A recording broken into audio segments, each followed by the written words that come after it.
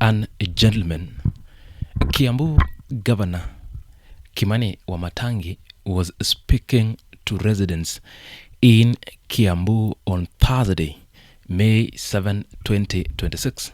And I want you to listen to what he said, and then let us analyze this together. Na mimi sitaenda kuinda chama wapi ama wapi, nitaka hapa Kiambu. Kama ni chama inakuja, nyinyi muniambie ni gani mnataka ama namna gani. Yes. Muniambie ni hii, alafu sasa wakikuja ile nyinyi mmesema hiyo ndio tutatembea naye ama namna gani. Kwani mimi najichagua, si nyinyi ndio mnanichaguanga? Nitaenda kivyangu kwenda kusema nataka hivi ama nyinyi ndio mnaniambia vile mnataka? Si ndio mnaniambia? Ndio nimesema mimi kwanza, na ile kitu nitawaonesha peke yake ni alama na ishara na ukweli wa kazi ambayo tumefanya. Kazi ndio hiyo, roho ndio hiyo, hivyo ndio tumwambia.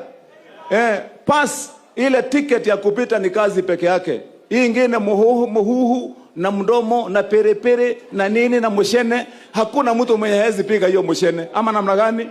Mushene kila mtu anaweza piga, na hiyo perepere kila mtu anaweza piga. Kwani kuna qualification ya kupiga kelele? Hakuna. Si ni mdomo peke yake. Nani amezaliwa bila mdomo? Si ni adabu tu inakwambia si wakati ya kuongea, lakini ni wakati ya kunyamaza. Ama namna gani? Nani hawezi kutukanana? Si unaweza tukanana. Si ni Ukristo tu na ukweli na heshima ya mwingine inakwambia usitukanane saa kwa mtu. So let us start with what was said and what was deliberately left unsaid. Wamatangi told the crowd he will not go looking for a political party. He says he will stay in Kiambu, and when the time comes, the people will tell him which direction to go. He is positioning himself as a man waiting, not choosing. That is a calculated posture, not humility. He told his crowd that the only real political ticket is a track record of work. Everything else, the propaganda, the noise, the political gossip, he dismissed as loose talks that anyone can do. That framing is deliberate.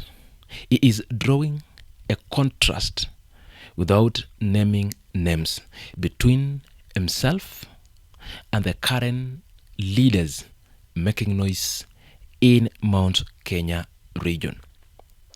So now let's look at what is already happening on the ground, because that context is everything. The Mount Kenya political space is in open contentions right now. Former Deputy President Rigathi Gachagua was impeached, if you remember, in October 2024.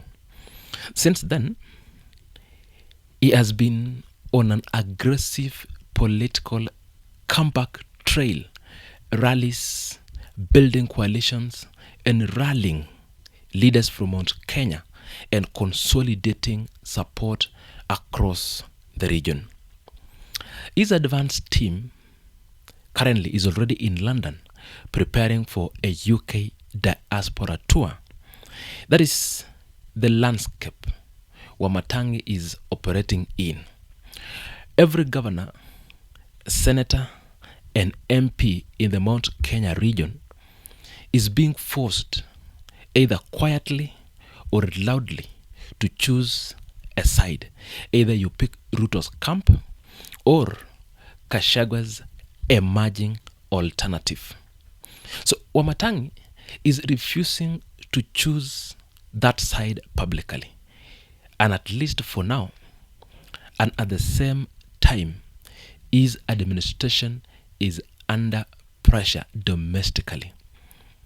The former Trade and Investment Cabinet Secretary Moses Kuria went on public, if you remember, on May 6, 2026, a day before Wamatangi's remarks, accusing the governor of sitting on real estate development approval for 3 consecutive years. Kuria warned that Kiambu's economic backbone is being choked while other counties move faster, and that investors are already shifting their capital elsewhere. That is not a minor accusation.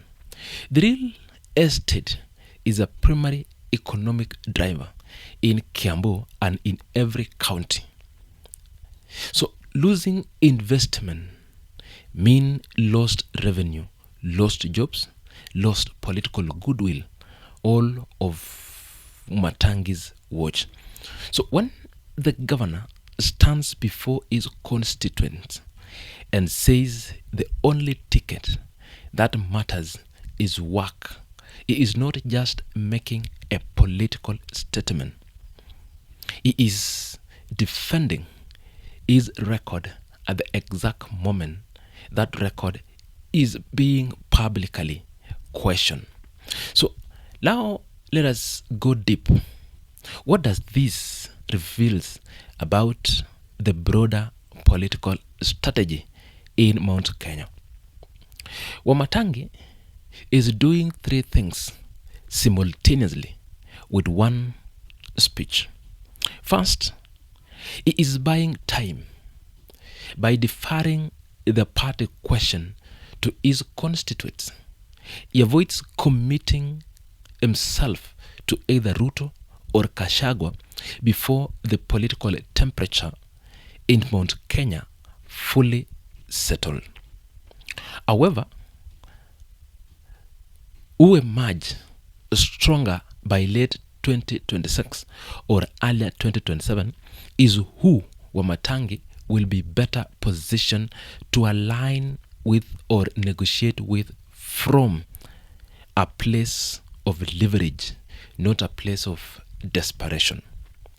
Secondly, he is building local insulation by framing the party decision as the people's choice and not his own choice. He is placing the political responsibility with the electorate.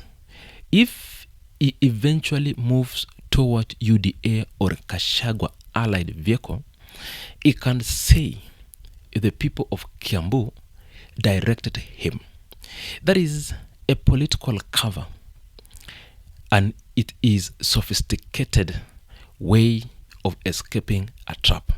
Third, he is reframing the narrative away from Moses Kuria attack by showing up in Kiambu and talking about delivery and development, not approval, not delay, not real estate.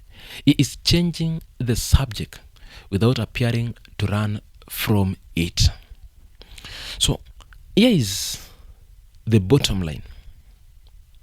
Wamatangi is not undecided.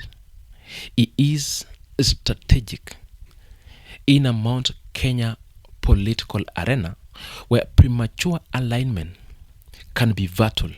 Staying publicly neutral while consolidating local support is not weakness.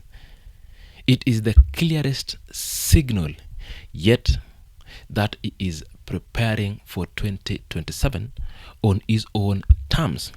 And the question is whether his development record can hold long enough to make that gamble pay off in 2027.